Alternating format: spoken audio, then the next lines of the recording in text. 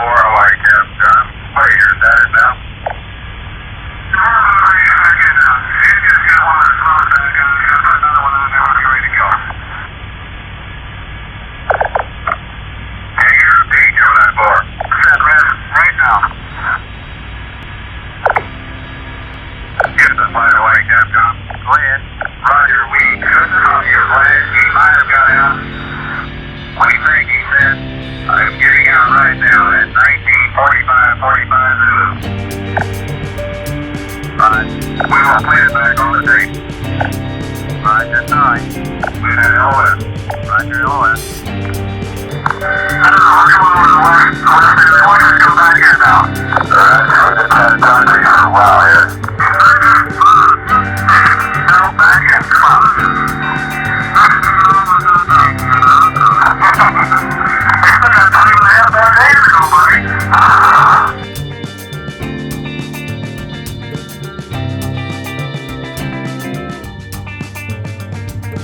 So we need to do something that's not the game right now, because I was editing the first episode that Tobias is in, and we didn't actually introduce him at all. We just kind of went straight into it. I thought we did. Yes, we did, and no one was recording when that happened, because that's just how it went. I made sure that you and John knew each other, but none of us were recording at that time. I'm just gonna want to record a You should just never acknowledge the fact there's another person in the room. No. Yes. I mean, that would be very Delta Green. So, joining us today is a special guest, our dear friend, Tobias McNabb. Tobias, say hello. Okay, don't. Hi, I'm Tobias. What the fuck? From here on, I will be played by John. I have a bias for toes. Oh, okay. I thought this was a family-friendly podcast. What happened to that? Just Yeah, throw it out the window, I guess. Oh. Okay, Jeremy, you want to try? You don't try get again? to complain. Tobias, Yeah. are I you ready make to sexual- be acknowledged for your true self? Oh, I'm here. I just didn't want to say anything. No, you just wanted to troll me. That's what I do, Jeremy. That's what you do. So yeah, that's Tobias. He'll be joining us as a special guest for the next few episodes. Tobias, do you want to plug anything? Well, you have the mic. I want to plug your pie hole up and let's get to playing. Okay. All right. Tabitha, don't even. You guys don't get to complain about me You wanna making what? off-color jokes. That's just the Kush experience. The Kush experience. Kink Hey. discovered. All right. Hey, it's your husband, man. It's your husband, man.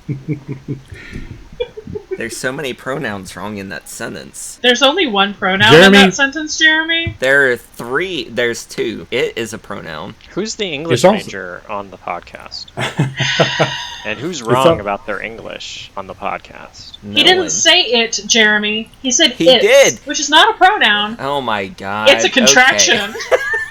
It is. I think we should continue talking about this. It is 2020. Check your pronoun privilege. Did y'all look over the characters? Yes. I did too. Yes. You saw the entirety of what I looked at. That one picture. They all look like they're all dorks. I read all their profiles, and they're all terrible people. Yeah, they are. So this Hey, is gonna be that- this is gonna be It's Always Sunny in Outer Space. I don't see how you could It call is- Lieutenant Commander Luke Belton a terrible person. Which one was that? Oh, Just right, yeah. just a dude, just doing his job. Look, the emphasis on Ava. Ava is even there. I also like how Major Dirk McMillan and Captain Daniel Hamlet are clearly the same person,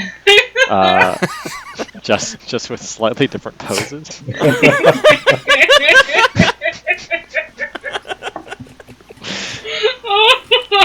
Are they twins, Jeremy? Is that No. weird to believe? It's just that white people are old. They all look the same.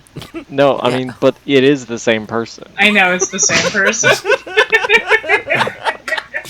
The first picture is like the real picture, and then he was like, "Now do one for fun," and that's the other picture.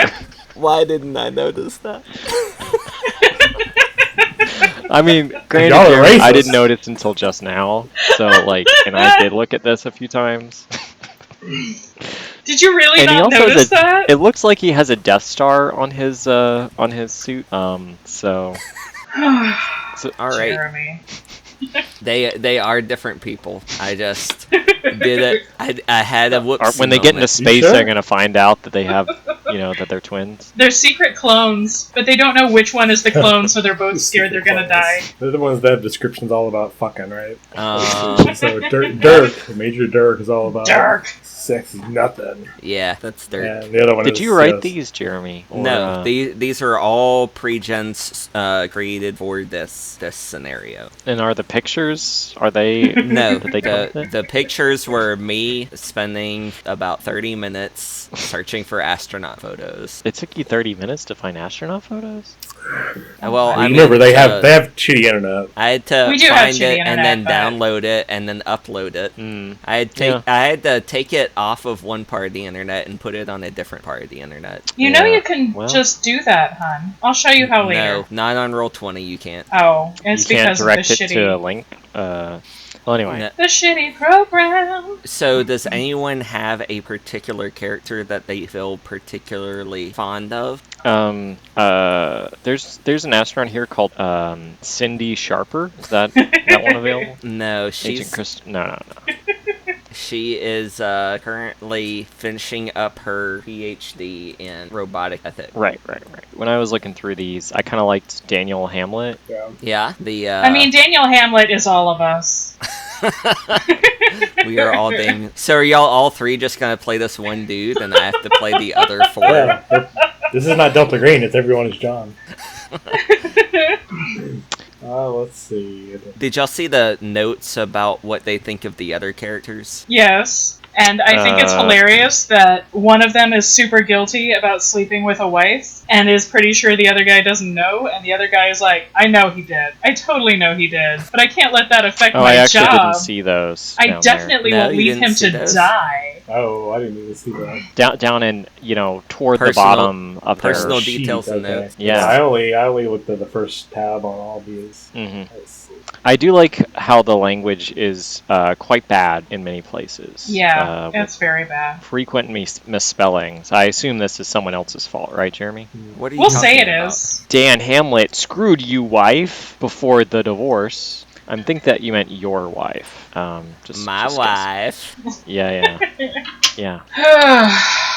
I like how you find one typo and that is frequent. Well, Well, you may to tell be you the other fair, ones. There's quite a lot of typos. There's quite a lot of typos. That's I fine. mean, I didn't want to Did bring you it just up. say that's fine? That's fine. Y'all know what I mean. It's, We don't I put in need so any much work clarity and you in written don't- language. No, I put in so much What work. was your I'm degree in? Unappreciated in my he, Yeah, Jeremy, what is your degree in? My degree is in shutting the Fuck fuck up. You know, I kind of figured this was you writing it, though, because there's like a character that's got like a hard-on. They all have hard-ons for space. And that is a very Jeremy thing to write about. No, that's a very that's- astronaut thing. That like Yeah, like- these Okay, these are Jeremy, people, whatever. These are people who have been They- training their entire lives for this one moment. They've had to, overcome so many different obstacles. And it is 2010. Everyone knows that the space shuttle mission is about to be over. Like, it has a expiration date. And there's no plan on anything in the future. So, for a lot of these people, they've been training for this their whole life. They've wanted to do this their whole life. This is their last chance to make it into space. Their last chance to stick their dick in space. Exactly. I mean, I see what you're saying, but like the descriptions here, like Jeremy using those fan fiction muscles to work. No, fortunately, I don't have the digital copy of the scenario book that this came out of, so I had to manually type all of those in. You could have So, just said, I'm sorry. I don't and have to.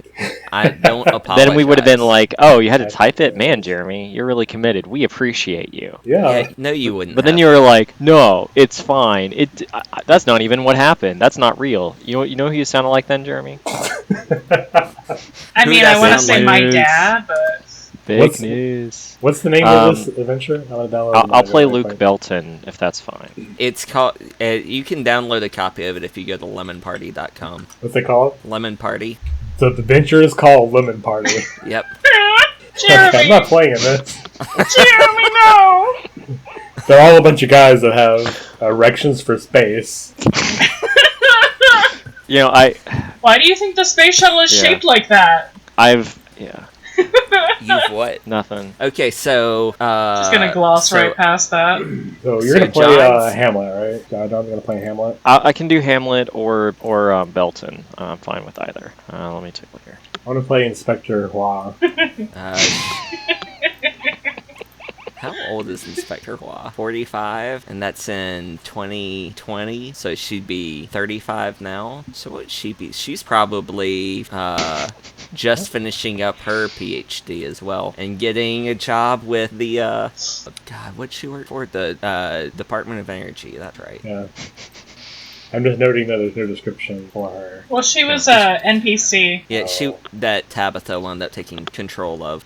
When Jeremy killed Tabitha's character. I'm sorry, when for Jeremy no reason. Dead at the time. brutally, senselessly murdered my character. You mean when your character got you exposed left all to those kids radiation without a and then mother. died of radiation sickness 3 weeks after My the character adventure was the only over? one who died. Yeah. Are you talking about the character who injected multiple people with anesthesia, killing several of them, including almost herself? Listen. What's your problem, Jeremy? Yeah, sure. I'll be Hamlet. So, Tobias, who are you gonna be? I'm thinking with going with Spay. He seems the most normal of all of you guys. Oh God, I slept with your wife. Wow. Oh, so you're gonna be the mission commander? I guess so. All right. So Tobias is gonna be Spay. I'm gonna be Hamlet. Are you gonna be whoever we don't choose, Jeremy? Yes. Everyone here is going on the mission, but the other two will just be NPCs. All right. So what's going on? Well, Tabitha still has to choose who she wants to be. I thought I was being Deirdre. You're gonna be Deirdre? I mean, you told me several times that I should, so... I didn't tell you several Wow, times. Jeremy. Wow. Okay, you strongly suggested that I might then. Multiple times. I did. Did it go on something like this? occasions. Hey, you're a lady. She's a lady. Put it here for you. No. It was like, oh, this is funny. There's another doctor character in here. I bet you're gonna choose her. And I was like, Tabitha's a doctor? I mean, I guess. Because we all need surgeons on space flights. I mean, I I don't think played a surgery's doctor. been done in space. I could be wrong. Oh, well, if something Let's goes find wrong, out. it's always good to have a medic there. That's true. Yeah, it's what cross training's for, though. space surgery is a subdiscipline of space medicine, with close associations to other space-related fields pioneered by Dr. Yaroshenko in 1967 with his work on rodents at the Russian Space Agency. Thus far, no surgical procedure has ever been performed on a human during spaceflight. Yet.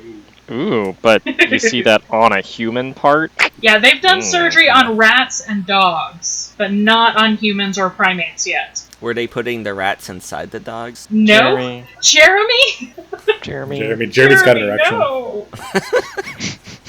Calling it now. Rock hard. Here, let me send you a pic. They did Wow, show okay. that surgery could be done safely on rats, provided adequate suction. But not dogs, notably. It doesn't say anything about the dogs. Doesn't say anything about the dog. I mean, it says that they experimented on them, but it doesn't say anything about, like, how that turned out. Now I want to know. And Tabitha, we have lost Tabitha down the Wikipedia rabbit hole. Okay. You want to know about weird Russian experiments? I got some links for you. Okay, so we have Tobias as Lieutenant Colonel Michael Spay. We have Tabitha as Deirdre Turner, MD, and we have John as Captain Daniel Hamlet. Okay, Tobias, do you want to read out what your character thinks of the other two characters? No. Why not? Because that's my business. You don't tell That's your people what you really think of them. Okay, well, fine. Just make sure you've read those things. I have, and that's why I don't want to tell these people. You said Alright. Tabitha's playing Deirdre Gotta Turner, build right? tension. Yeah. That's right. Bro. All right. There are 18 corpses in space, Cool. Wow. and an unknown number of people have had their ashes scattered in low Earth orbit. I'm surprised How there's many not like dogs are in a. space, though. You're surprised what? I'm surprised there's not like a fraction of a person in space. There are numerous certain fractions of people. It just adds up to 18? 18 entire people have... There are 18 entire corpses in space. Not all of them are in one piece. Yeah, at least that we know about. Well, that we I know don't about, remember yeah. any human corpses inside of One Piece. You Inside got of what? caught up. Yeah, I'm like 700 It's gotten- episodes behind. It's gotten dark. Are they, yeah. So, in typical Delta Green fashion, we're now 40 minutes in. Has anything happened? Yeah. I mean, we've picked characters. Okay. Ew! Yeah. Okay, so... There are also an unknown number of space animals still orbiting the planet. Space animals? Because not all of the early experimental animal rockets made it back to Earth. Yep. And since some of those records have since been destroyed, we don't really know how many of those happened. Yep. Yeah, in the Russian space program, typically they would only announce launches after they occurred. Yeah, if they So succeeded. Sometimes they wouldn't, yeah. So, yeah. So did y'all go over the 2010 event calendar that I made for you guys? Jeremy, I lived. I remember it well. What? I lived 2010. Yeah.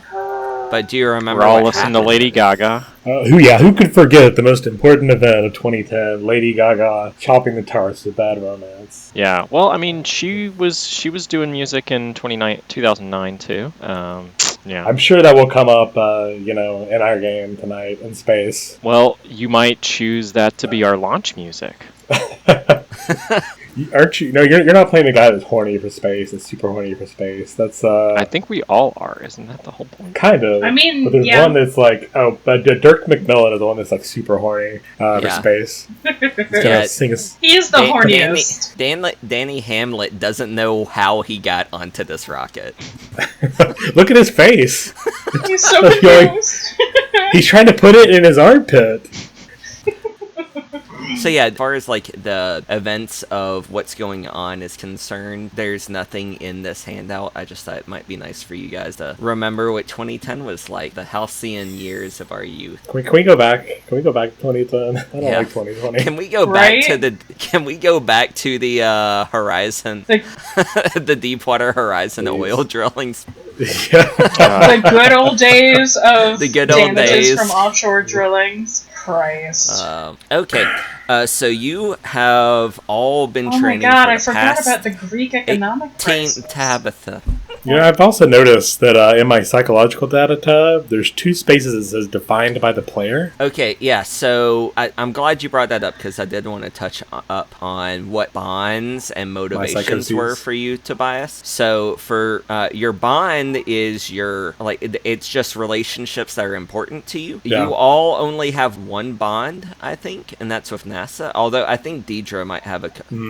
Yeah. Well, I think I don't everyone have a has bond only- with NASA. Yeah, because you were brought in after the fact. Basically, the bonds are the important relationships in your life that you use to ground yourself. And you can use them to kind of help you soak sanity loss. We'll get into that as it goes. Your motivations are things that motivate your character. And if you play into them with role-playing style, you can use that to get points of willpower back. Looking at a couple of sheets, I see that the current willpower didn't change for everyone. So just to make sure that your current willpower and your maximum willpower are the same. Like I'm looking at Michael Spay's right now, and his willpower is 10 instead of 6. So is it supposed to be the higher value or the smaller value? It's supposed to be the maximum value. Like everyone should be at their maximums in HP, willpower, SAN, and their breaking point should be what their breaking point. Cool school. And just a couple of skills to talk about, Tobias, because they aren't, they're just words. Humant and SIGINT. Humant stands for human intelligence. It's basically kind of like an insight check in D&D. You can use that to understand what other people are talking about. SIGINT is deciphering electronic signals. So that would be like intercepting digital communications or anything like that. If you have a question about a particular skill, you can just ask me, and I will. Kind of let going through it you know. now. So I've got good alertness, good athletics, decent bureaucracy and craft.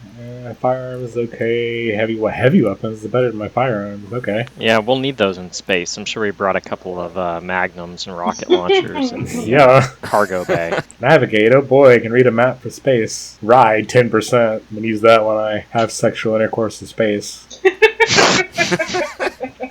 As well as unarmed combat. You have to wrestle. I like how under foreign languages and other skills, I have pilot, Yeah. spacesuit. Yeah, I do I've have got pilot. Chinese, apparently. So okay, so I've got pilot airplane is 70, but pilot spacecraft is only 50? Yes. I Isn't thought he the I was a hard. pilot? Yes. He's just not great at it?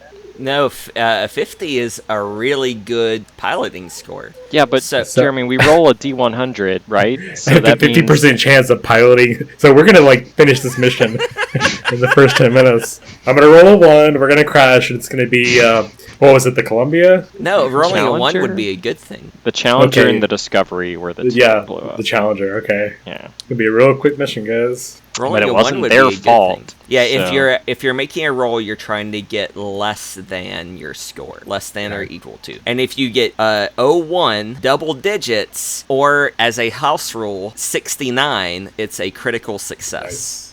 Nice. Jeremy, Tabitha. I like the house roll. why are you like this? I like that if 69. if you roll double Yeah. digits above your skill, it's a fumble, and double zeros is a 100, which always fails. Your skills can only go up to 99.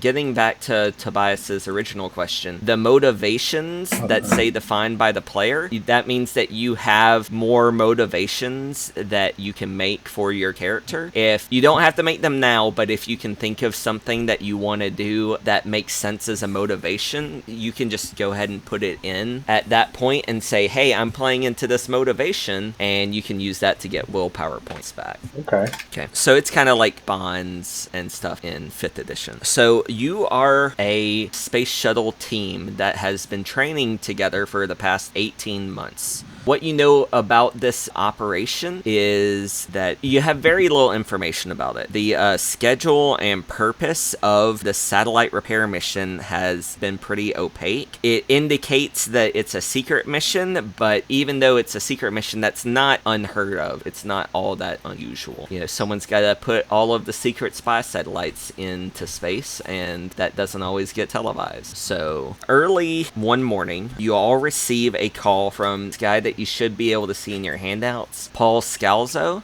Do you see this guy? Paul Yep. Scalzo. I Oh, Paul. Yeah, I Look think at I that made guy. him pop up for Chris everyone. Christie. Oh Christ! Look at this. Why are you calling So- him Chris Christie? He looks nothing like Chris Christie. Same. It's the same thing. You're just saying because he's a heavy man, he's Chris Christie. No, I he can't looks believe like a it. sleazy politician. Mm-hmm. He's got a NASA pin, though, so he's a does NASA he? politician. Oh, I guess that's true. He's a cool guy, though. I just So- have a knee-jerk reaction to seeing politician kind of people now. Well, this guy, he has been the administrator that y'all have worked with the most when dealing with the particulars of training in your mission. You know, he's coordinating the efforts to get everything together for that. Mm-hmm. He calls you guys and asks you to meet at 0800 at the Launch Control Center, Conference Room C. He sounds unusually worried on the phone. In the morning, you're all being transported to the Launch Control Center on a small bus. It's going to take a few minutes to get there, so y'all can chat it up if you'd like. So this is the day before, the day of the mission? You don't know yet. All he said is that he wanted you to meet him in a meeting room at 8 o'clock the next day. Just Salzo? Scalzo, yeah. Mm-hmm, mm-hmm. Hey, Mike. I'm That's your sorry, who? Tobias. Mike. Yeah, I get you. Oh, yeah, I know you. That's right. That's your Hamlet. Yeah. You've been Yeah, listening Hamlet. to this Lady Gaga? The who? The lady, the Gaga. These kids are going Gaga for this Lady Gaga. It's a stupid name. I agree. I mean, you were thinking it was a stupid name too, right? I don't really listen to radio much nowadays. I don't really know. You're on that but, Pandora's? the what? The Pandora. What are you even talking about, Hamlet? The internet radio. You on the internet radio? I'm on that internet radio. All the cool kids are on that internet radio. Well, if you're on it and the cool kids are on it, one of you is in the wrong place. Hey, I ain't talking to you, Deirdre. What do you think of what do you think of this Lady Gaga? I've got better things on my time. Like what? Like what? We're on a bus. I'm just trying to make conversation here. I'm reading your You medical ain't gotta be history. intimidating all the time. Well, what is this Gaga lady? What kind of music does she I don't know. play? I don't know. I don't want to be offensive or nothing, but she's talking about like poker and stuff. And my pastor, poker I'm in offensive? church all the time. My pastor's like, poker ain't good. So that's all I know about poker. Wink. Hamlet, you're not fooling anybody. Come on, I can play, Shut can't up. I? Sit down. Let's just get to the office here. Hey, you guys are stuck with me for at least like 2 weeks or however long this mission is. So Please don't make me regret this, Hamlet. Please, for the love of God. don't regret make me what? this. You made no choices here. Aren't They you put me on this supposed to be a mission because nice I'm guy? the second best in the world. Or is I he like a to nice imagine that guy? this has been happening every morning for 18 months. Out of nowhere, just every morning you ask about Lady Gaga. Yeah, I mean, I give her an 8 out of 10. But I mean, like Paul Simon, he's a 9.5 out of 10. What but scale see, like, are we judging on? out of 10. Out of 10 what? Out of what do you think? Out of 10 I'm just Hamlet gonna- points. You know, like Shakespeare's Hamlet, that's a 1, I'll right? be regretting my lack of coffee this morning. Whereas like Dude, Where's My Car? That's like a 10. Really? Do you have a significant Really? coffee addiction, Commander? Just on mornings like this. Yeah. I don't know if they got space coffee. We got space coffee. Hey, Yes, Deirdre, there's space coffee. we got space coffee. I'm looking that up. And we've lost You're gonna pull out your iPhone 3G.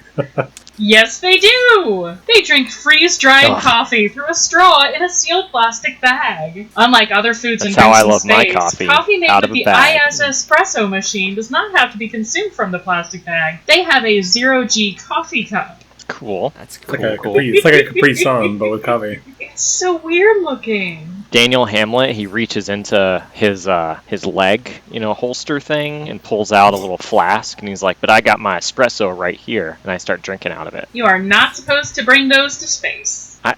Are we in space right now, Deirdre? You should be forming the habits already, Hamlet. Yeah. Well, I mean, I was thinking if I get this, so obviously I'm gonna drink all this coffee before we get to space. Clearly. But I mean, I could probably sell this, don't you think? Or at least like get a couple of nights of fun out of like giving somebody a space flask, right?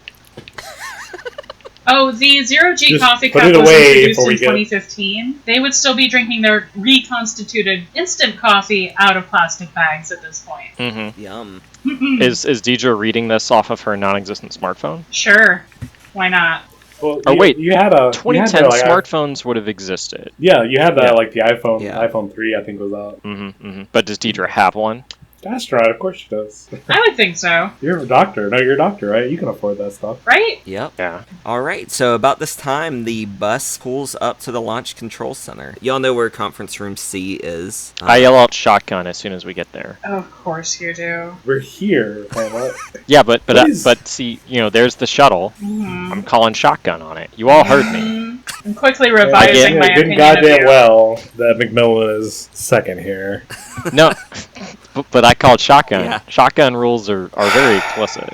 I'm gonna push past Hamlet Dirk and walk says, to the building. Hamlet, if Danny boy, if you wanted to fly the space shuttle, maybe you should have gotten into the test pilot program. Why don't you leave the flying to the big boys? Right. But so yeah. Well, you know what? Like test pilot program ain't all what it's cracked up to be. That's what I think. I'm looking at you. Looking at you. Okay, yeah. Well, maybe that's why How did you're just. Any of you fuckers pass the psych test? That's why you're just a mission specialist. Well, see, I knew the examiner. You know what I mean. I do now. Inside Conference Room C, you see Scalzo speaking with this man. Colonel Aaron Woolrich, look at this bastard. He is responsible for deaths. Look at his face. He is a familiar Air Force officer. He's overseen parts of your training, appearing from time to time, but he never directly interacted with. Also in this room are two unfamiliar men in jumpsuits. There is a scarecrow thin with thinning white hair, a deeply seamed face man. He looks deeply Is this Scarecrow resigned. like Batman Begins Scarecrow? No, Or- like thin like a Pierce scarecrow. O'Neill. Yeah. So thin like Slender Man. Yeah, his jumpsuit says O'Neill on it. There is also another man sitting next to him. His jumpsuit is stretched over his bulging thighs and swollen belly. Jesus. He looks like he is going to vomit and What? Out of his stomach or out no, of his mouth? he just Like, looks very metaphorically? nauseous. He looks Mhm. very nauseous. Is he wearing a kilt like in the picture? No, he's also wearing a jumpsuit. It also turns to you guys. Hey everyone, this is Colonel Warrich. Warrich salutes all of you and Salute. offers a firm handshake to each of you. When I'm saluting, I spill my coffee on my face. Wipe it off. Is it actually coffee or is it something else? No, I said it was coffee, Jeremy. Yeah, but it was in a Clearly. You put flask. coffee in flask. Yeah. How else am I gonna get it, like, in my jumpsuit? You could get a Camelback filled with coffee. Wow. Yeah. That's a very Tabitha thing to do. I don't know. I would like to point so, out for the record, I have never put coffee in a Camelback. I know that is asking for mold. I don't Yeah. believe it. So yeah, Woolrich salutes you and comes up to you guys and starts giving you firm handshakes. Lieutenant Colonel Michael Spay, Major McMillan, Miss Turner, Lieutenant Miss- Commander Luke, Miss. Dr. Turner. I'm sorry, Dr. Thank you. Turner. Lieutenant Commander Belton, Captain Hamlet. Thank you all. It's a pleasure, honor to work with you. These are my associate. This is Mr. Bruce Weintraub and Mr. Pierce O'Neill. They are read on to BLACKSAT, so matters may be discussed freely in front of them. And Miss. since it's been so long since you were all read into the BLACKSAT clearance, I just want to go over with it again. So you all understand that it is illegal for you to say or write the word BLACKSAT to anyone who is not known to have the clearance. Confirm or deny the existence of satellite of that name. Confirm or deny the existence of a security clearance of that name. Or discuss matters pertaining to counter-satellite technologies with anyone lacking BLACKSAT clearance, even on a hypothetical, conversational, satirical, political, moral, or ethical level. You all understand that, correct? Yeah, boss. We wouldn't be here if we didn't. Absolutely, sir. All right. And you also agree to the mission at hand, whatever its details, correct? Sure. We wouldn't I'm be sorry, I here don't if we believe, didn't. sir, we've, you might have to give us a bit of a refresher for this. I don't think Hamlet was really paying attention. I think you might have misunderstood some of the goals for BLACKSAT here. Well, No, I got it, bro. I got it. well, it's a repair operation. What are you typing? You're wrong. Tobias has good roll 20 foo. You learn by doing. So because this is a podcast, no one can read this. So You know what? I didn't even know the podcast till now, so that's fine. You didn't know it until now. I like how people are just defacing these pictures. What? why do you think I've been snickering this whole time? So- my screen was full of people. Important and I closed information, them. I'm sure. Important? Really? Really? So yes. So for those at home, Okay. my Hamlet has apparently have a red goatee and black sunglasses on, which he didn't have earlier. And we've got Lieutenant Colonel Michael Spay, and I drew an L on his forehead, because I'm cool. Yeah, Hip with But- the kids. yeah, hip with Yeah. them kids. I like me some All Star, Yeah. All right. Apparently, I'm not Lieutenant seeing any of this. Colonel Michael Spay has been looking suspiciously at Hamlet this entire time, and I've just been saying, "I'm cool, bro." All right. Oh, I see it now. So being read into the clearance, you agree to the mission, correct? If it'll get me into space, I'll do whatever you want, bro. So just to make sure I understand, where this is the basic idea for BLACKSAT is it's a repair mission? That's right. It's a repair That's what they're mission. telling us, man. That's what you've been training And they would for. never lie to us about something like that. Well, what are we repairing? A A sat- satellite called BLACKSAT, bro. Okay. That doesn't exist legally.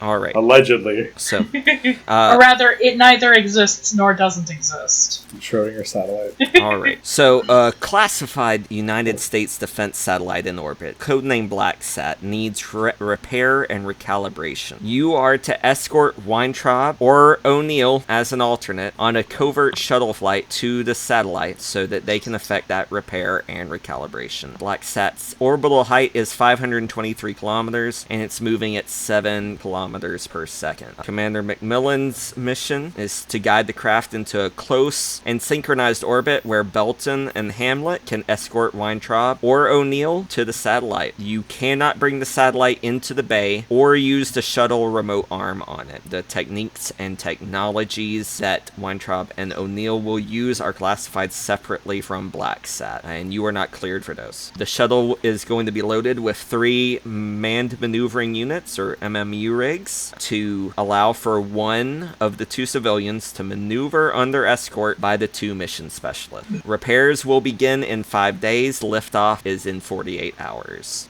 Are there any questions? So I just made a charisma roll to try and convince them to let me be co-pilot. I did fail that charisma roll. So let's just play it out. So I do have one question. I did call shotgun when we came up here, so I was wondering if maybe I could take over as facepalm. second here. I do have one concern, just briefly. Who actually, I want to try to before Colonel Aaron or Salzo respond. I want to see if I can't put him in his place. Would that be charisma roll as well? Or for those at home, I did fail my charisma not roll. Not with him. He didn't fail it. He fumbled it. Oh yeah, I did real good. No. Yeah, go ahead. Put him in his place, Tobias. So bureaucracy is probably a good decent roll here. I might give it to you. You know what? Let's see here. So he's gonna say this. I did call shotgun. What? So the last thing you said was like, all right, I did call shotgun. So I'm just gonna, Hamlet. This mission has been decided for months now. McMillan will be the co-pilot. Please stop embarrassing us in front of these superior officers. You are not a 14-year-old on a field trip. Exactly. Stop it. I do have one concern, if I may. Yes. Have these people actually received a psychological evaluation at all? Well, Weintraub and O'Neill are willing, and they're the only ones who can fix BLACKSAT, but they're not I'm talking about the astronauts. I'm talking about Hamlet specifically. Yes, everyone here has been cleared for the mission. I'm just messing around, guys. I'm just, this is nervous. I'm nervous, alright? It's fine. We're gonna be fine. Clearly, I wasn't gonna be shocked. If you're nervous now when we're still on, Earth, do you really need to be up there? We don't need a liability, Hamlet. Please don't be doing this now. 48 hours before our mission. You guys are so serious. You're so serious. Yes, we're going into space. There is no such thing as a calm or convenient crisis in space. Who's having a crisis? You're about to be if you keep it the fuck up. Fine. Scalzo's just kind of laughing nervously and looking at. Oh, actually, no. He would have left before Woolrich started going into BLACKSAT because he's not. I'm gonna sigh. I'm gonna sigh and look at Woolrich. I'm gonna turn to Bruce. So actually, on important news. So Bruce, you're coming with us? Yes. Are you excited? He looks very, very nervous. You as excited as me? Yeah. Yeah. Are you space. feeling all right, Weintraub? There's Weintraub in it. Yeah, I'm good. You don't look good. You're good. You look very nervous. I mean, we're talking about going into space. It's a little nervous. Well, Bruce, why don't you tell us a little bit about your background? What skills do you bring to this mission? And also, I'm gonna need your body weight because I'm definitely giving you a sedative before liftoff. Okay, so I understand some of the mathematics that are needed for recalibrating the BLACKSAT, but I mean, I'm sorry, but- you know some of the calibration? yeah, but I mean, only O'Neill really fully comprehends the Cordis differentials, and Warwich stops him and says, Weintraub, that is Atticite clearance only. I'm sorry, what clearance? He said Atticite. Atticite. I'll put it in the chat. Okay. Who said that? Woolrich? Woolrich stopped Weintraub when he mentioned the phrase Cordis differentials. All right. So I guess my question here, sir, as I address this to Woolrich, every person we bring up there is going to be a liability, and we want to make sure that the skills are best utilized. Well, so if we're going to be taking Weintraub and O'Neill here, untrained, untrained in the ways that we have them, I want to make sure that we're not going to bring our mission down when they're really necessary. Correct. It's your job to take care of them, to get them to the satellite. Weintraub and O'Neill here are 50% of everyone on Earth who can do the things that need to be done to take care of this satellite. They are not astronauts, but they will need your help. Weintraub says, well, I suffer from fibromyalgia, but I control it with quercetin. Kind of look shocked. You control it with what? Deirdre, you know that fibromyalgia means terrible joint pain and sensitivity, and is often associated with depression or ADHD. The acceleration of a shuttle launch is going to be agonizing for Weintraub. As for quercetin... How does he control it? Quercetin. It is a natural flavonoid, probably without side effects, with no known therapeutic benefit. Okay, I'm Googling. And this is what he's taking? Yeah, that's what he's taking for it. Yeah. So I'm going to turn to Colonel Aaron, be like, so Colonel, I mean, I understand these guys need to be up there to fix this thing, right? But, like, we trained for something quite different. So can we have some time to work with these guys before the mission to make sure that we're all, on the same... That's what the 48 hours is for. We've been training for 18 months. I mean, can't give us another couple of days? No. Okay. One of these civilian experts needs to get close enough to BLACKSAT to effect repairs using classified technology. That's going to require a spacewalk. The repairs cannot be handed over to one of you because it's highly restricted. I need Hamlet and Belton to spend some time with our friends here, Weintraub and O'Neill, give them a crash course on operating in the MMU, because that they are going to need training for that spacewalk. But both of you will be accompanying whichever one of them goes with you to effect the repairs. Yeah, so you kind of sort of talk them over. But you keep saying, Colonel, one of. Are we not bringing both of? They are both going with you. They have not received the intensive training, and so there very well could be an accident in launch. We are hedging our bets that at least one of them will survive the process to get to the satellite. Okay. So this is a desperate situation, it sounds like. With when Warwick I'm says that, Weintraub starts sweating visibly and patting it with a handkerchief that he pulls from somewhere, and O'Neill just kind of sulks even more. Warwick looks at Turner, Deirdre, Dr. Turner, and says, Dr. Turner, it's going to be your job to keep them in as stable of a condition as you can throughout the mission. You're going to have to make some medical requests. Whatever you need, you'll be able to get. Okay. I go over and I pat Bruce, and I say, she's the best. She's going to keep you safe. And I'm going to keep you safe, when we're out there in space, floating around in nothingness. You'll be fine. I'm gonna turn to Pierce and tell him, so what's your story? I know how to fix this. Well, we're over here about one of you surviving. We're even like 50-50 odds for either one of you. We have Bruce over here that's got bad joints and is depressed. What's wrong with you? Why does something have to be wrong with me? So nothing is? I mean, as far as I know. Great. I'm very glad to hear that. Yeah. Pierce. I'm gonna make sure to get his medical records later to verify that. Well, Deirdre Turner will be giving them a full physical examination tomorrow. Okay. All right. Does anyone have any more questions for these guys while you're here? And you will have more opportunities to talk with Weintraub and O'Neill during training and things like that. I think that's pretty much it. I want to talk about, officially the debriefing. Right. Well, I'm gonna pat Bruce again, look him in the eyes, and say, Bruce, I do have a question for you. Yes. So, what do you think of Lady Gaga? He bursts into a smile and says, well, I like her songs on the Just Dance game. Yeah? Oh my god, I remember Yeah. that. Yeah, I play that sometime. You look it, yeah. Wow. You can all make int times 5 rolls. Ooh, I failed mine, Gee, a 92 against a 70. Yeah. Which one are we rolling? Failure. Intelligence. Should my intelligence really be 70, though? There it I feel is. like I should lower it and then re-roll. You're all highly intelligent people. Deirdre, you realize that no one's actually said what the BLACKSAT does. And that's something you've been curious about ever since you were read in. Huh. So, Weintraub, Yes? do you happen to know, or can you tell us anything that isn't classified, what exactly the BLACKSAT does? Well, BLACKSAT is a deniable anti-satellite weapon platform. If the Russians or the Chinese put anything unacceptable in the orbit, BLACKSAT can degrade its functionality, interfere with its communications, and gradually decay its orbit until it goes offline. It's not dangerous to human beings, or anything that's flying under its own power with a human at stake. How does it differentiate? And that's classified. Okay. Is it So alive? What? she asked if it was alive. No, I said it's classified. So what department is it under? Is this Air Force? Is this NASA? It's Department of Defense. DOD? DOD. The Department of Transportation, obviously. Department of Mind Your Own Fucking Business. Okay.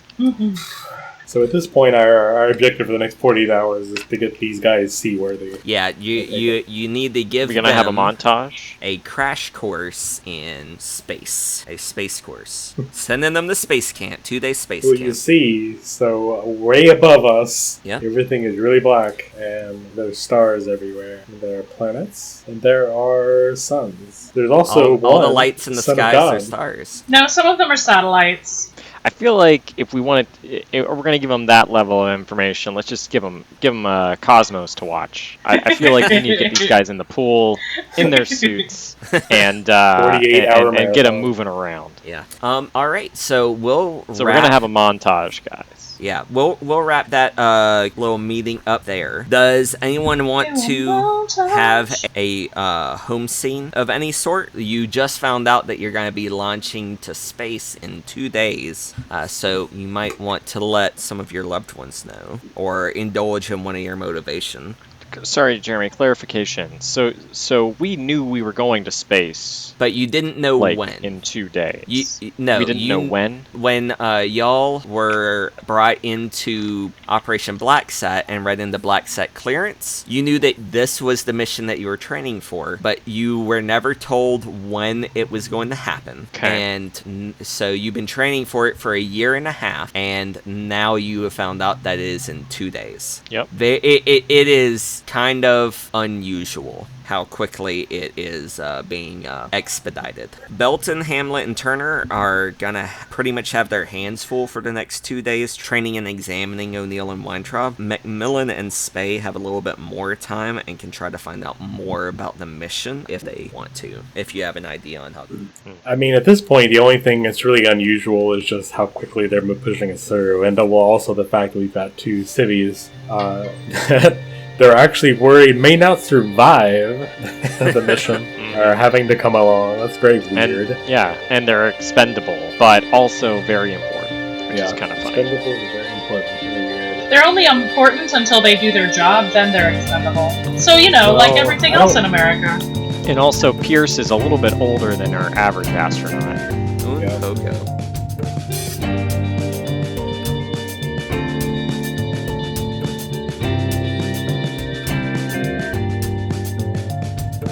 Hey everyone, Jeremy here. Thanks for joining us here at K-Cell.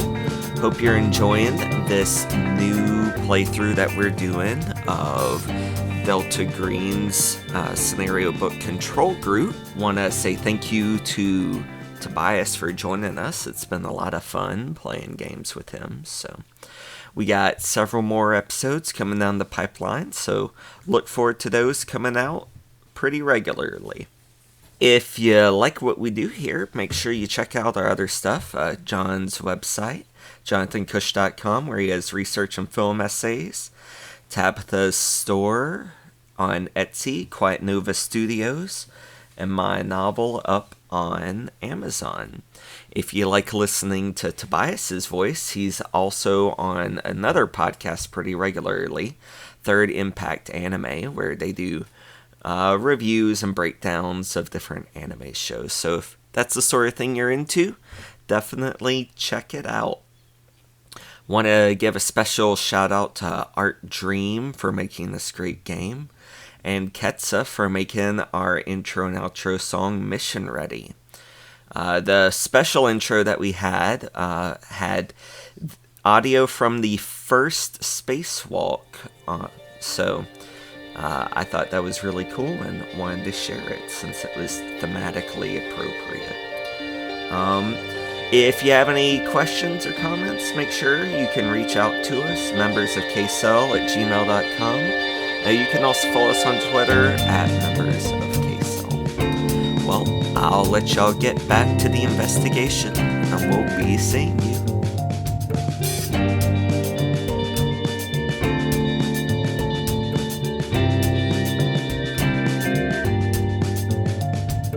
So, who wants to do something? Who wants to what? Who wants to do something? I mean, I figure I would probably find some time to call my parents, assuming I have a good relationship with these fictional parents. I've got a 10. Yeah, so yeah, they're pretty important to you. So, I would probably want them to know I'm going into space. Oh, your mission is going off now? That's awesome, honey. Well, can we go see the liftoff? When is it? It's not right now. It's in 48 hours, or 2 days, so. Two days? So soon? Yeah. I don't know if we'll be able to make it down there or not, but we'll try. I know. Well, I know, it's super short notice. Whatever you do, make sure to take your selfie stick up there. That way you can get good pictures, okay?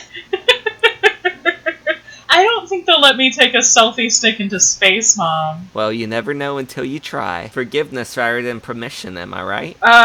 They have to calculate pretty closely how much weight they're jettisoning off the planet, so we'll see. Well, they're pretty light. Okay. Selfie sticks are pretty light. I'll try, Mom. Okay. Does anyone else want to talk to their family, or do you just live for space? I mean, they do live for space. What was that, John? Maybe I want to call. What's her name? I don't think you gave her a name. Michael's wife. Okay. Her name is Janet, actually. Asshole. Jesus. Yeah. Who is this? Hey, this is Dan Hamlet. Who? So I know that we haven't spoken, since for a while, but I just want to say I'm sorry, for what I did, and that I know you and Michael, weren't super happy, but I didn't remember help, my name, and I'm going to space tomorrow, and yeah, I'm going to space tomorrow, and I just want to say, why are you calling I'm gonna take care of Mike, and I'm sorry. I just had unfinished business, Hello? How did you get my number? I mean, you gave me your number a while back. Don't call me again. I don't know what to tell you. Click. Great, thanks. Well, I feel better. I hang up. Lieutenant Colonel Michael Spay gets a phone call. Who's on the caller ID? What would you put your ex-wife's name in your phone? Would it say It would Janet? just be Janet. It would just be Janet? Okay. Yep. Yeah, it says Janet. I don't pick up. What would you put it All as, right. Jeremy? Okay. 2 minutes later, your phone buzzes and you have a voicemail. I delete it. All right, there we go. Jeremy had this script all written out, and you just made him throw it away.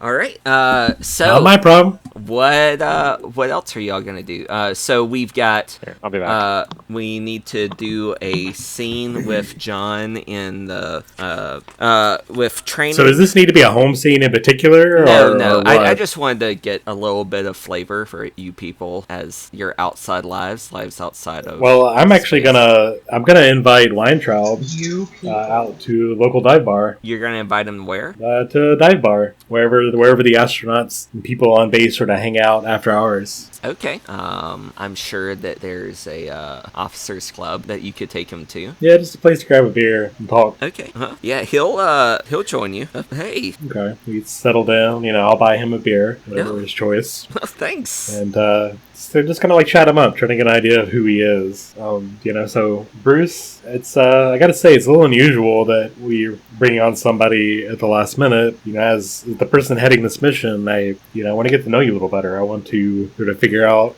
who I'm bringing up there. I need to make sure that you're the man. You're the man for the mission. Yeah, well, I mean, I've always been really good with maths and abstractions. My parents, I was their only child, and they pretty much gave me free reign to do what I wanted. I went to camps and math clubs to help me hone my intellect.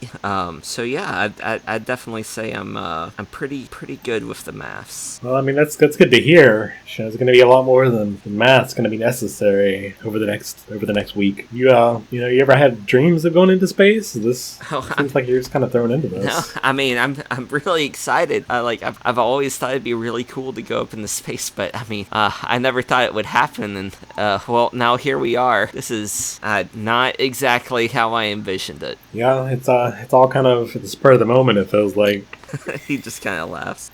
So you're bringing the power of math with you. So we've been kind of told a little bit about BLACKSAT, a little bit about what we're doing up there. But what when we talk about calibrating, what's that more of a matter of just getting it to link up to the satellites down here, or what exactly? I mean, so okay, so when I was 30 years old, I was an NSA analyst in this project called Attica. Okay, it's at a Wyoming facility. They called it Mustang Field.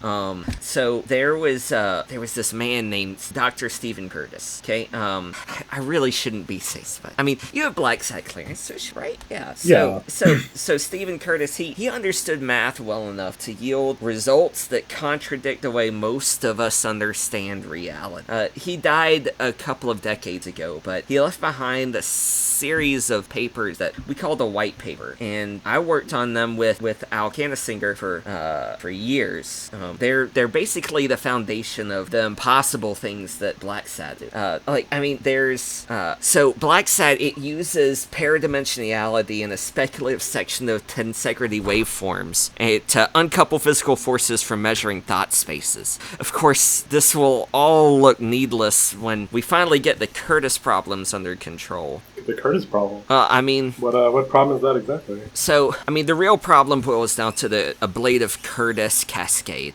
We just can't quite figure that out, but once we get it, we'll understand it. I'm sorry, you said you'll understand it? Yeah, once we get it, we'll understand it. We just gotta get that ablative Curtis cascade figured out. I don't think I'm following here, Bruce. We're talking about calibrating this unit, the satellite. There going to be a problem? No. You've got Al Canisinger on there. He understands the Curtis problems more than anyone else. With him up there with us, we shouldn't have any problems. If it shouldn't take more than 30 minutes, an hour tops, and if Al can't figure it out by that time, then it's probably not gonna be able to be figured out. And just like asking, who is Al? Al. Oh, I'm sorry, O'Neill. Oh, O'Neill. Okay, yeah, Pierce. Okay. That You was just call not each other Al. that was not me, Jeremy, messing up a character's name. That was okay. Bruce. Bruce started calling Pierce O'Neill Al Canisinger. Okay. Well, he called him Al. What was the last name? Canisinger. I'll type it in. Canisinger. Okay. So, how you looking on that beer, Bruce? You want another? Let me get you another. I'm gonna get another beer. Oh yes, please. I'm loosening this guy up. What kind of beer are you getting him? What was he drinking beforehand? What did he want? He wanted a Bud Light. Really? Well, it is 2010. Not as many craft beers. Yeah, that's probably fair. Where are we in Florida or Texas? Yeah, you're in Florida. Florida, okay. There's probably not much to choose from, so yeah, I'll get another Bud Light. And I'll get another 2, but I'm gonna drink it a little slower. It seems to be hitting him pretty hard. So this guy, Pierce. What do you know about him? Have you met him? Are you guys colleagues? Oh, I mean, yeah, we've been working together since Mustang Fields. Mustang Fields. Is he another math guy? I mean, he understands the Curtis equations better than any of us. It does seem odd that we've got both you and Pierce on this mission. It's a heavy risk to bring 2 people untrained on this. I believe in your ability, Bruce. Don't get me wrong. I'm sure you're a math wizard. But why aren't we just bringing you, or why aren't we just bringing Pierce on this mission? Why both? Probably because, like you said, the intrinsic risk of the... sorry. And he starts having a little bit of a panic attack there in front of you. You're fine, Bruce. I'll pat him on the back and push his beer over to him. Let's take another swig where we've got, more than enough time to prepare. It's unusual to be sure, but, it's just like, you ever been on an airplane, Bruce? He starts drinking his beer and just becomes kind of sullen and thoughtful for a while. It's no big deal. Sure, it's a big deal. There's a lot of training you gotta go through to get up there. We're very particular about who we bring up there. But really, it's just a step removed from flying a plane. Once you get up there, though, it's a dream. Being in space, there's nothing like it, man. As soon as you get up there, you're gonna forget all of this anxiety. Once you cross that hurdle, man, you're gonna be addicted. It is an experience. He gives a kind of wistful smile, but doesn't say anything. And smash cut to the next person. All right, who's up next? John, you got time for a sing while you're... I got maybe 5 minutes. Just real quick. Okay. Alcohol intolerance is a feature of both fibromyalgia. He probably shouldn't be drinking. Yeah. Tolerance or intolerance? Alcohol intolerance is a feature of fibromyalgia. So he's he starts looking a little green around the gills. He has gills? You didn't tell us that. Christ. No, my main question is his ass in a sink. Maybe. It will be. It will be. Alright, so let's go to Deirdre then. Dr. Turner, you get their medical files for both Weintraub and O'Neill, and they are a sea of redacted information filled with black marks, omissions, and deletions. Nevertheless, both men showed moderate nausea resistance during simulated zero-gravity test flights on the Vomit Comet, a jetliner officially nicknamed the Weightless Wonder. By flying and challenging up and down parabolas like a roller coaster track, the plane provides 25 seconds of free fall at the top of the arc, paid for by 40 seconds of almost double gravity. Then it starts again. A typical flight repeats 50 times. O'Neill and Weintraub are marginally less likely than most to become space sick, but the news gets worse. So you are examining O'Neill first. He seems to be in decent physical shape for a casual smoker in his 60s, but he is the worst physical specimen you have ever examined for NASA. His blood pressure is 155 over 100, which is alarming. His lung capacity is dismal, and there's a real chance, call it 50-50, of the blood vessels in his eyes rupturing under the force of takeoff. The odds of him suffering a fatal heart attack are likely 1 in 10, less than the 1 in 5 odds she estimates of him having a massive embolism. Alright, so that's what you get for free with your medicine skill. Why don't you make a roll to learn more? Boom! I got a 29. So you notice old scarring down O'Neill's left side, all the way to his foot. It looks like a high voltage surface electrocution scar, as if his skin were wet during a shock. You also notice that the electrical activity in his brain is more intense than usual, and also far more regular, almost rhythmic. Okay. Yeah, almost rhythmic. Not a rhythmic? Alright, you have anything you want to talk to him about while you got him here? Would you like to discuss this scar with me? Yeah, when I was young, I was involved in an accident while working at a Union Carbide plant. Could you tell me the details of this accident? Just got an electric shock, was laid up for a couple of days, and back to work. Do you have any trouble sleeping? No, he does not have any trouble sleeping. Okay. Any unusual growths you'd like to discuss? Not that I can think of. Peculiar urges. For example, especially at night or in the evening. No, why do you ask? Just Should going down the list. Nothing to worry about. Just, crossing off the boxes. Alright. Okay, thank you. Alright. So this guy's probably gonna You die. don't want to ask him about his brain activity? He's not gonna be aware of his own brain activity, Jeremy. That's not how that works. Like, hey, you have some unusual brain activity. Would you like to discuss that with your doctor? Yeah. What a thing to ask somebody. Like, that's what I was asking about, like, the sleeping and the yes. strange urges. Like, I googled it, and I'm not seeing anything, like, really scary from unusually rhythmic brain activity. I mean... Yeah. Oh, yeah, that explains it, Deirdre. My homicidal thoughts. Well, no, it can be Constant. indicative of a Constant hormone homicidal imbalance thoughts. that can make you unusually aggressive, especially at certain times of the day or when you're supposed to be sleeping. But he said no. Well, I especially want to kill people when I wake up. That's normal. But he usually goes away by the second coffee. Everyone's homicidal in the morning. You don't have to worry about that. Alright. Okay. Anything else you want to do with O'Neill before you bring in Weintraub for his I want to specifically recommend that we not bring a dying old man with us into space, but I don't think they're going to listen to me on Okay. that. Bring on the Weintraub. He also should not go into space. Alright. So, O'Neill's status as the worst specimen you have ever examined is short-lived, because despite being 15 years younger, Bruce Weintraub edges O'Neill out. Weintraub's hypertension is marginally less debilitating. His blood pressure is 145/95, but he's carrying an extra 40 pounds. He has the throat scarring typical of chronic gastroesophageal reflux. His asthma is alarming, and his lower spine is in terrible shape. He doesn't have the full house of symptoms from a sedentary lifestyle and poor eating habits, but he has more than enough to disqualify him from a shuttle lunch. It would be remiss of you to do anything other than give him a medical decline. I'm giving them both a medical decline. And you can also make a medicine check on him, Neither of these people should be getting anywhere near a space shuttle. Boom! let alone on one. Oh, very good. That's a 4 so while out of examining 80 for the him, folks at home. you notice, again, that same weird brainwave pattern found in O'Neill. I asked him, he's got fibromyalgia, so he's got probably depression. Having any trouble sleeping? No? I mean, kind of. Like, I have sleep apnea. Of course you do. God, how are we gonna get a CPAP machine functioning anyways? Alright. Have you noticed your depression getting worse?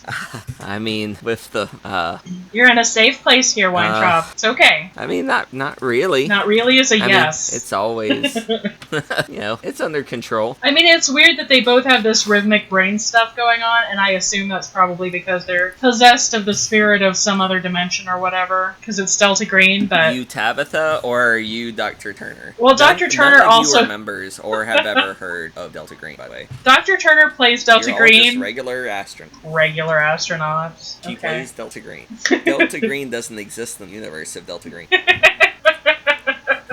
Anyways, both of them get a medical decline. Of course they do. They are not fit to go into space. They're barely fit to run a mile.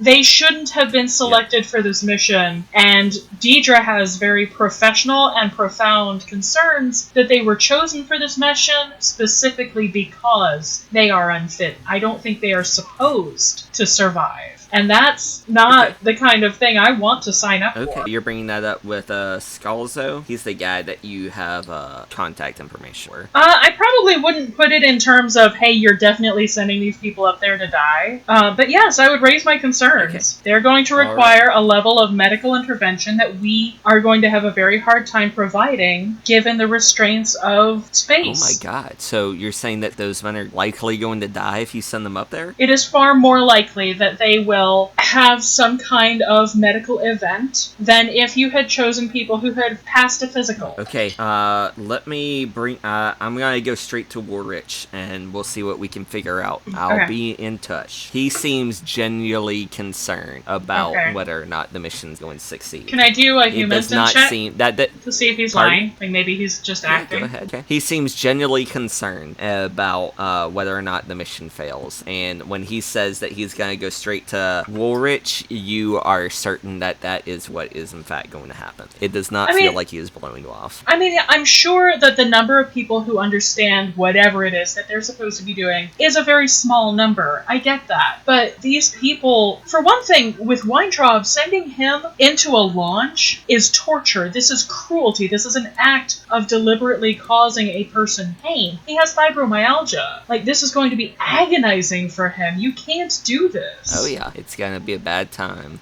And personally, I would worry about the psychological effects. I mean, he's already exhibiting extreme levels of anxiety about the mission. If he has to deal with excruciating pain on top of that, how is he going to be able to focus on his work? Definitely gonna be a bad time. So, Lieutenant Commander Spay has a little bit more free time leading up to the mission and isn't gonna really be directly involved in the training or the examination. But you could use some of your time to, poke around, look to see if you can figure anything out. If you have any questions that you have, try to get some more information. Well, I was hoping to loosen Weintraub up enough to get more info. I don't think that Pierce is going to be likewise susceptible to intimidation. He seems a little more with it. I definitely feel like something's going on, but I'm also very motivated to make this mission go off without a hitch, which is why I'm not really pushing for their removal outright. Okay.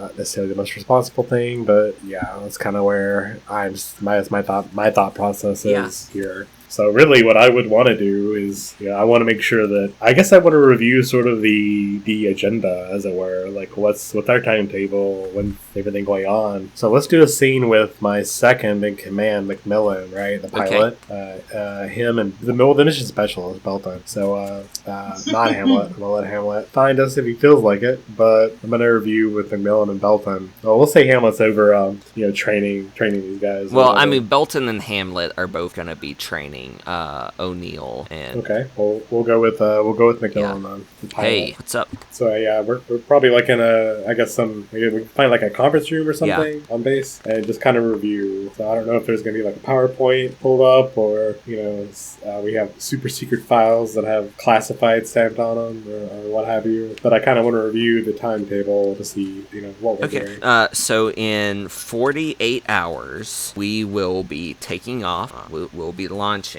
It's going to take us about 8 minutes to hit microgravity, and orbit is achieved. After that, it's going to take us about 48 hours to rendezvous with BLACKSAT. According to what Woolrich and O'Neill and Weintraub are saying, it's going to take anywhere from 30 minutes to an hour for them to enact the repairs. I'd say probably all told it's going to be about a 3-hour spacewalk, and then we should be able to return without any issues pretty soon after that. According to the flight plan, we'll have a good trajectory to re-enter atmosphere and enough fuel to get to the landing pad or the tarmac, I guess. So I noticed here on the docket that we've got emphasis on EVA activity. Yes, that's... And so where's that going to come into play? Well, the EVA is the extra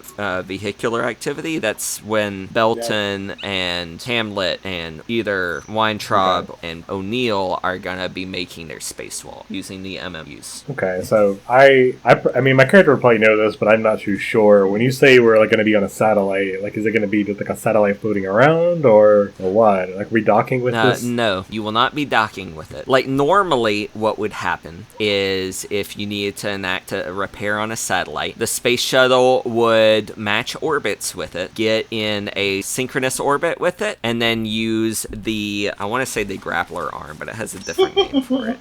The manipulator arm. It would use the manipulator arm to take the satellite and bring it into the cargo bay of the space shuttle. Close the cargo bay doors, and then repairs would be performed inside the space shuttle before the satellite is put back out into orbit. But because of the sensitive nature of the satellite and y'all not having the proper clearances for it, they've taken the riskier approach of performing a spacewalk. So you will again be matching orbits, getting in that synchronous orbit, and then performing a walk in which you have two experienced spacewalkers, two people who have been training for years. I don't think either of them have done a spacewalk before. I think that's not me, is it? No, that's going to be Belton and Hamlet. Okay, so they are. Yes, Belton and Hamlet are going to be the ones spacewalking. They'll take either Weintraub or Pierce to the satellite. Weintraub or Pierce will enact the repairs, and then they'll escort them back to the shuttle, upon which you can make your return. It's a very unorthodox mission because of that. It's adding a extra layer of risk upon an already risky mission. Right. So I guess I'm confused. If we're doing a spacewalk floating over there to repair it, where does the EVA come into play? That's the spacewalk is the EVA because I think I was interpreting that as like another vehicle. Well, it's just extra vehicle. You're using the MMUs, the manned maneuvering units. Okay, so those little jetpacks basically. Yeah. Okay. Any other questions? Nope, it sounds like that's pretty much it. So the 48 hours from now, we're going to launch. It's going to take 48 hours, It's like 36 hours at this point. Okay, so in 36 hours, we're going to launch. And then you said it's going to take another 48 just to get the orbit? Yes. Did I hear that right? Okay. So we'll be there for 2 days, and then the mission will go down. And then I imagine it'll take a few hours to get back to planet side. Right. Your role as mission commander is more or less to make the executive decisions while the mission is in progress. Everything that happens on this mission reflects upon you. So whether it succeeds, whether it fails, if someone dies, it is going to reflect upon negative. Did you see the shuttle aborts that I have there? That little handout? Why don't you go ahead and read that out loud? Okay. Shuttle abort modes. If something goes wrong during launch, the mission commander decides whether to abort or press on and which abort option to pick. Aborting a shuttle launch is unthinkable unless it is the only way to prevent catastrophe. An abort almost certainly means the commander will never go to space again. A few other abort options are available immediately after liftoff. The first option is ATO. It's abort to orbit. Window of use is T plus 5 minutes to T plus 7 minutes, 20 seconds. It means that the shuttle cannot reach desired orbit, but still has enough fuel to reach your lower orbit and continue the mission. So it's not generally a full abort. It's just we can't quite reach the orbit we wanted to, if I'm understanding that correctly. Right. So that is an option if something is going wrong in the launch, and a few other options are okay. Yeah. So right. Okay, so like it's so not the full abort. So like during the launch process, like if you were still on the pad, you can abort the mission if something was to go wrong while you're still on the ground. After you launch, you cannot abort until you hit this T plus 5 minutes to T plus 7 minutes 20 seconds. And that will it allows you to make any emergency things that you have to do. Like if something was going on and like it's extreme. If one of these guys have a heart attack, it's extremely difficult to move around in a space shuttle that is launching and you're experiencing 10 Gs. So if for some reason something happened and you needed to, that's an option. It would make things more difficult later on. And then there's also the in-flight crew escape system where... Yeah, so the ICES, the in-flight crew escape system, this abort does not save the spacecraft. It is a pole from which the astronauts parachute down to safety. To use the ICES, the pilot or commander has to put the shuttle on a filet and stable trajectory. Jeremy, you want to clean it up a bit? A little French. Okay, so The pilot or commander has to put the shuttle on a flay and Hold on, stable let me find trajectory it. on autopilot. No, I think it's good. I think it's good. A flat and yeah, stable? flat and stable. Okay, so to use the ICES, the pilot or commander has to put the shuttle on a flat and stable trajectory on autopilot. Descend to 8,000 meters, blow a hatch, and then deploy. Each crew member takes about 12 seconds to get out. Belton is jump master, responsible for guiding the rest out. So if something goes wrong while you're out in space and you don't feel like you can safely get the shuttle back to Earth, then this is an option.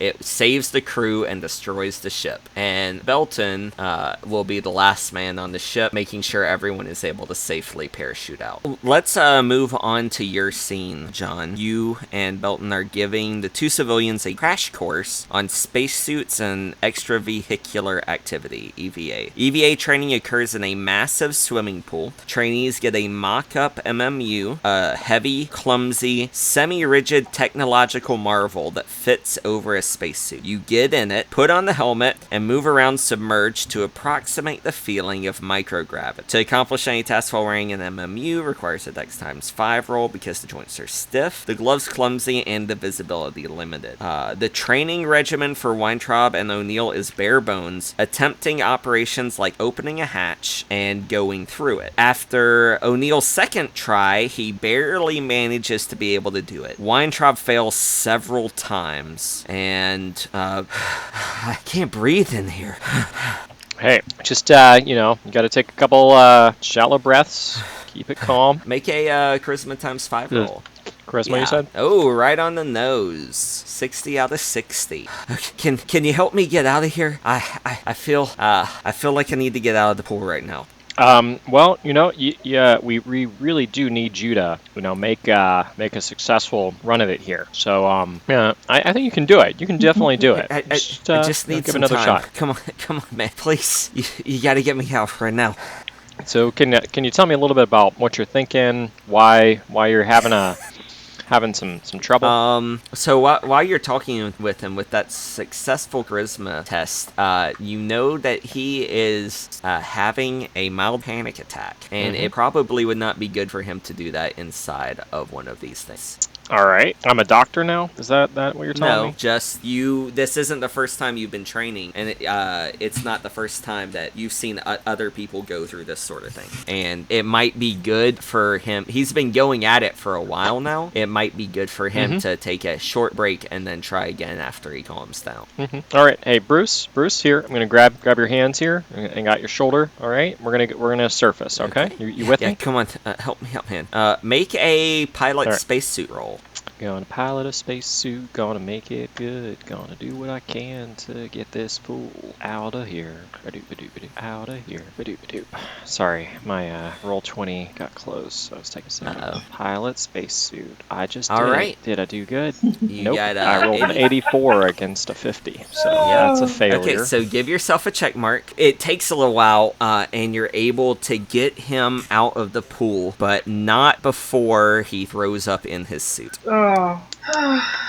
All right, so what you're gonna need to do is there's a sponge. You see the sponge there? Yeah, just try and put that in between you and that stuff. That'll just give you a little bit of breathing space. All right, yeah, he starts trying. But you're fine. I've seen this a million times. You're just fine. We're gonna get you out of here. All right. Okay, so we surface. Yeah, I'm hoping. you surface and you get him out. Take his helmet off. Clean his big boy mouth off. Yeah, he's pretty grateful. Thanks, man. It's kind of embarrassing. This is a lot harder than it looks like. Definitely a few times. Oh yeah. I mean, I've been training my whole life for this. That's why I've been second best at everything to make it here, to go to space. And what did you do to have to get to go to space? Be smart. I laugh and I kind of pat him on the back. Yeah, it's just got lucky, I guess. Yeah, we're all here to serve our country, Yeah. right? While you're So I was Facebook stalking you earlier, and yeah, no, not in a bad way. You know, I saw you got killed. You Scottish? no, that was just from a party earlier this year. Yeah, yeah, kilts are fun. I got a couple myself. They're no. pretty comfortable. I was Yeah. surprised. No, I just thought that was a defining character trait that we could talk about, but it sounds like it's not. So. So it's fine. It's fine. Let me get some more vomit off your face. Make a persuade test if you're trying to get some Persuading info the vomit off of his No, face. if you're trying to. You don't need to be there. Well, as with every other roll I've made so far, I failed that one too. 73 against a 20. Yeah. He kind of gets a little sullen and says, "Okay, yeah, this is just how it's gonna be. Let me try again, and I'll get through this." And yeah, we're gonna get through this together, you and me, Yeah. down here and up there. I point up to space, and then I rethink about it and I point a little bit at an angle, like actually that way. So Belton is over there sitting next to O'Neill and kind of watching your dialogue with Weintraub here, and he just kind of clicks his tongue and looks at O'Neill and says, "Y'all are trying to get this man killed. You, Colonel Woolrich, BLACKSAT, you're all risking this man's life." And O'Neill just kind of looks at him and, here, let me make a chat, see how this goes. Okay, that went about how well I thought it would. O'Neill stands up and starts yelling at Belton and says, "Just leave Weintraub alone. You have no idea what reality truly is." And then he just leaves. Okay. Okay. I see him walking off, and I yell over at Belton, "Hey, he can't leave here with that suit on." Oh, he had already gotten out of the suit since he had finished his training for the day. Yeah. Weintraub is just kind of sighing a little bit and says, "Hey, Hamlet, help me suit back up. I want to try again. Thanks for your help, man." And yeah, sure thing, after bro. a couple more tries, he is able to do it. Yeah. So, Deirdre, at the end of this first day of training, after your examinations of him, you get a call from Scalzo's secretary. "Hi, yes, so we passed your concerns up the line, but the mission is going to be proceeding unaltered. Your complaints have been registered, but the importance of the flight is taking precedence. Please continue, overcome, and succeed.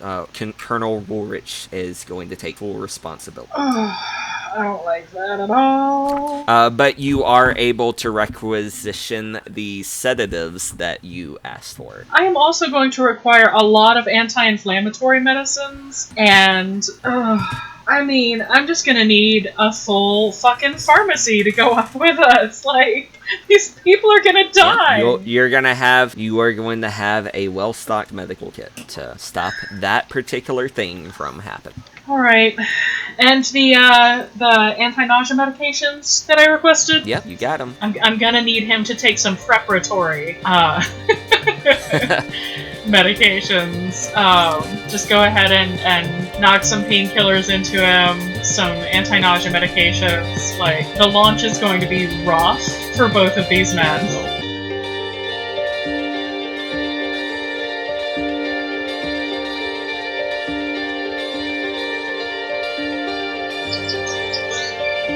Oliver, that was your line. Got about all It's Thursday, so you don't have to shower tonight. Remind him to clean his room. that boy on the schedule. Oliver, make sure you clean your room.